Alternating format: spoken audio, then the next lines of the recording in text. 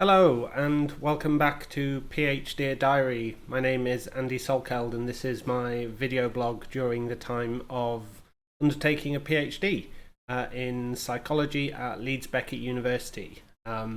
This is I'm about 1 month in now, and this is my way of keeping in check with myself, keeping in check with anyone that cares about what's going on. And it's just a way to record how I'm doing throughout. And we'll probably could end up being a study in itself to see how motivation and things like that change throughout a PhD.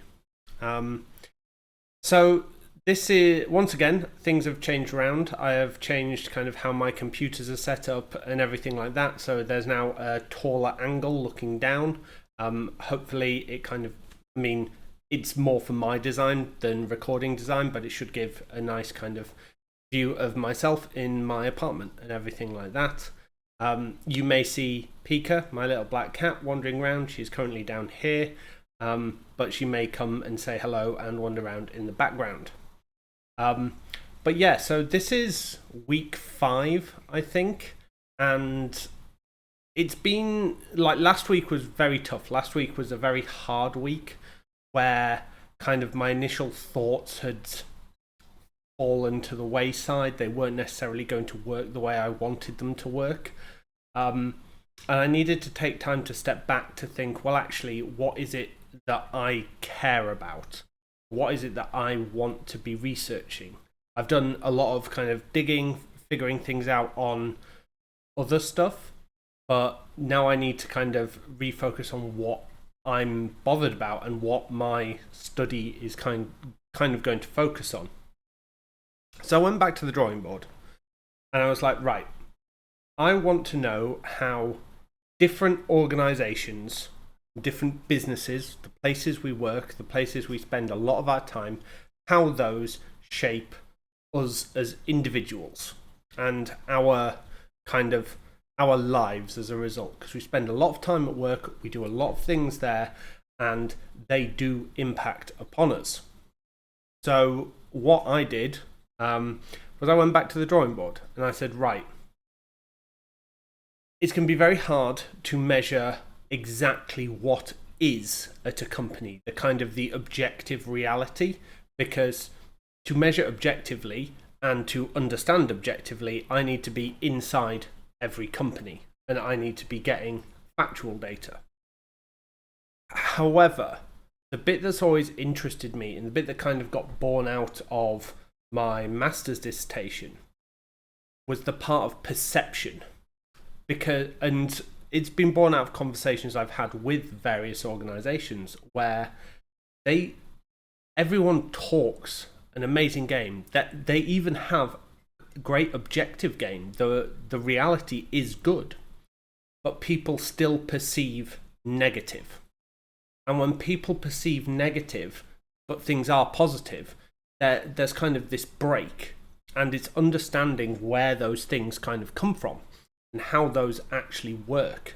Because if we can understand how perceptions change, then we can potentially start allowing people to see what is and not what is seen to be, and so on.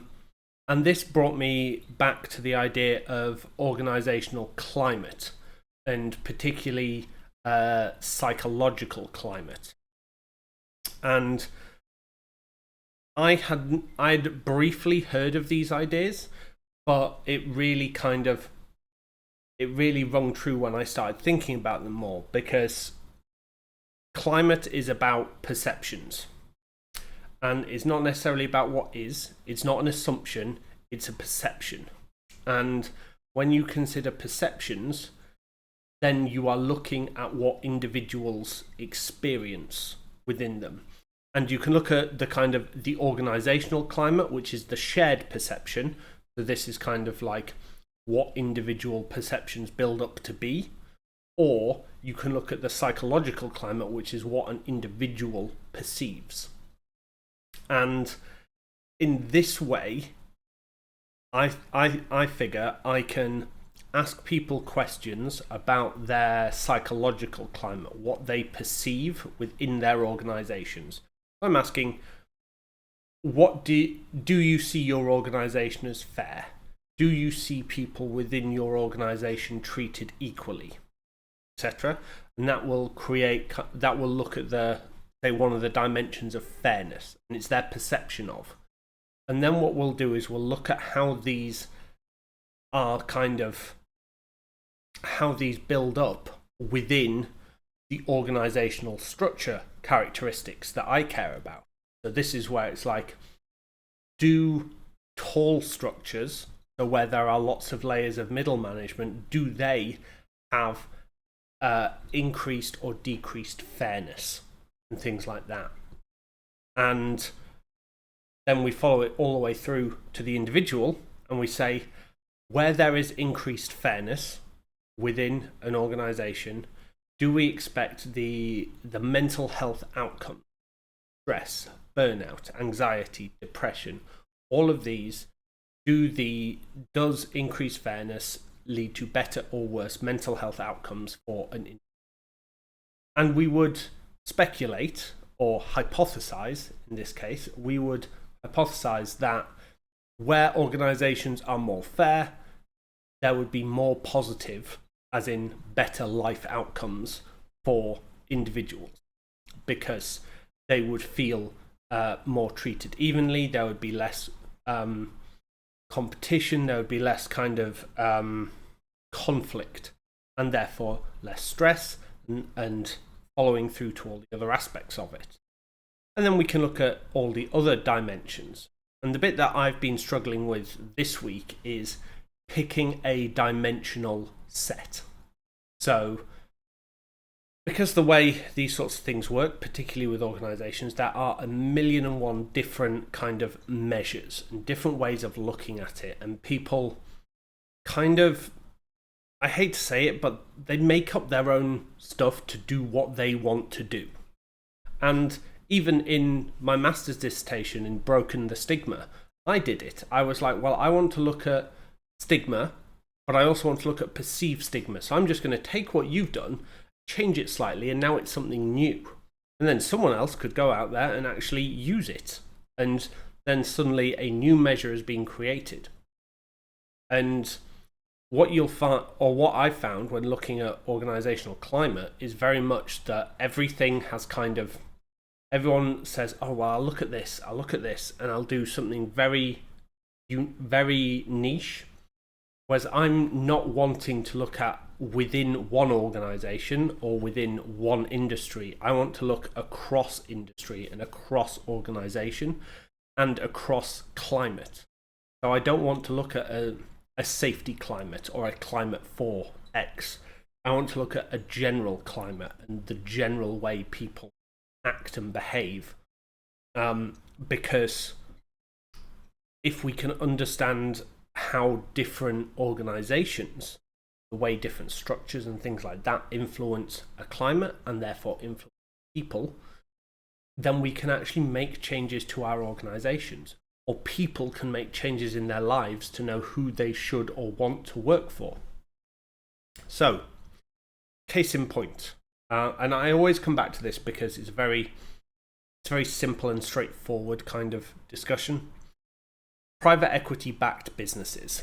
So private equity as an industry invests money into growing businesses. They put money in, they to allow growth. The growth grows the business and the revenue and the EBITDA. So assuming the multiple stays the same, by growing the EBITDA, the business value increases. And when the business value increases, then the private equity sells their stake in the future and they make money based on the new valuation of the business. But what that means from a business standpoint is the business needs to go and keep generating growth. So they need to grow. There is suddenly a lot more pressure. One of the organizational culture dimensions, there's a lot more pressure in the business. And when pressure is in the business, this is found to be negatively correlated with health outcomes. So the more pressure, the more stress. Stress is bad. The more pressure, the worse mental health outcomes, and so on. But actually tying it through and seeing this across industries is tough. I haven't found anyone that's kind of looked at this particular thing. And it's important to note that whilst I may say less positive or negative outcomes, private equity isn't bad. Private equity is good. It does good things for businesses. It allows them to grow. It allows them to kind of break beyond the very natural, slow, organic growth that comes with things. It allows them to scale rapidly. And it may not be right for the individuals that work within the business, but it is the right decision for the business. And this is why I think it's important that people understand the potential consequences of this.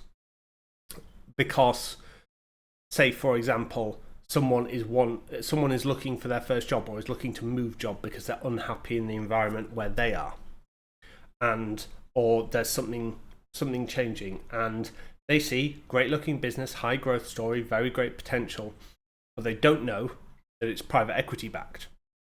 And if they knew, private equity leads to this sort of climate, this is what I'm expecting to go into, then suddenly you go, oh, okay, well, maybe that's not the environment I want to be in because I'm not in a position where I can take that sort of pressure or that sort of stress.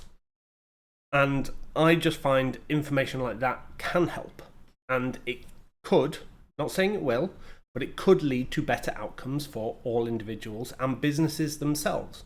Because, again, people that want to work in that sort of environment will choose to work there. And when people make a choice themselves, it has more power and is held closer to themselves, and therefore they're more likely to keep going at it. So that's kind of where I am with it now. What I'm trying to do at this next step is, I know the kind of outcomes I want. I know I'm looking through climate, and I want to know, and I'm identifying what the organisational structure characteristics are. And then what I will end up doing is this big 2D, 3D model that shows how all these things are interconnected. And then we will work out through testing, through experimental data collection, we will try to connect them all back. And it will be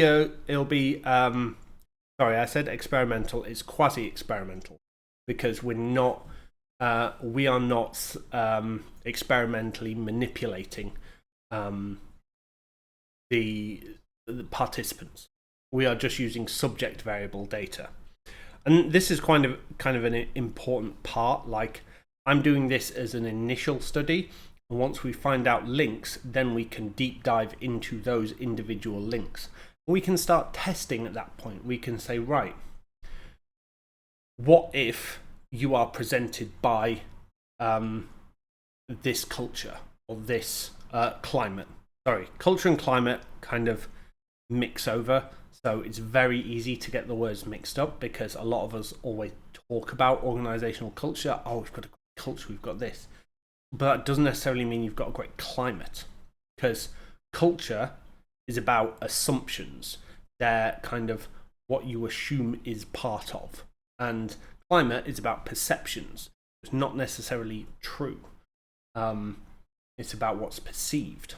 So it's a it's complicated to kind of carve out a niche in this area, but this is how I'm approaching it, and I think it will come together. It takes a lot of time to process it. And what I'm like, this week has been really tough because for some reason the university IT system has broken down, and we all kind of are reliant on IT, particularly when we're looking for information, trying to find papers online, trying to look at different measures, different scales to measure these things. It's very challenging when you don't have access to the university systems. or my logins to various other databases and such like. So it's been very slow going this week, but hopefully it will get better next week. I think they've said it'll get better on Tuesday. No, Monday or Tuesday next week, which is fine. Like that's a good place to be for now. So I'm gonna have to kind of take it chill today, which is good. It is good to take breaks from these things, and it is necessary. But it is. We just need to get through these periods. I've got another supervision next Tuesday, and I think once I've had that, I'm then going to start writing. I'm going to start putting things into a very kind of defined, almost map out the structure, talk about each one of the characteristics, talk about each one of the dimensions that I'm going to consider, and then kind of how organizational structure characteristics feed into those, and then how each of those feed into mental health outcomes. And once we've kind of done once we've done that, we'll then have a thorough map of it. We won't necessarily have things that are not included within the map, but we have to limit things. We have to kind of know the boundaries, because otherwise this could spiral out into a huge different. It could become unwieldy and too complex to actually do, and so on. But that's kind of where we are with the actual studies. I personally, I think will feel a lot better when I am writing and not just reading and building out background. I like doing, and I think working towards writing will really help me and myself in it. Obviously, there was a lot of kind of confidence hits last week and so on. Hopefully the IT systems get sorted next week. That'll be good. Today is a good day because Picard Season 2 drops in the UK, which I'm very excited about.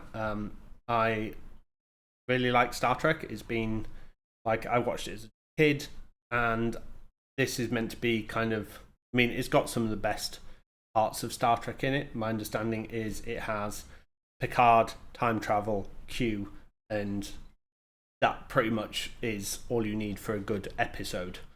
And the new patch in World of Warcraft dropped, which is good. It's nothing special, but it's something nice to try out and figure out and kind of just go from there. I'm enjoying it, but I don't think it's going to last in the long term for me. But I'd like to see out the storyline. I'd like to see the new bosses and do all that. Plus, one of the important things about games that I find is it's very important to have communities. And I have lacked communities for a while, particularly during COVID, and I'm part of a very good one right now. So I'm just trying to keep that going and enjoy it as much as I can. So that's kind of where I am right now. It is challenging, it is tough, but I'm slowly kind of wading through the treacle that is figuring all this out.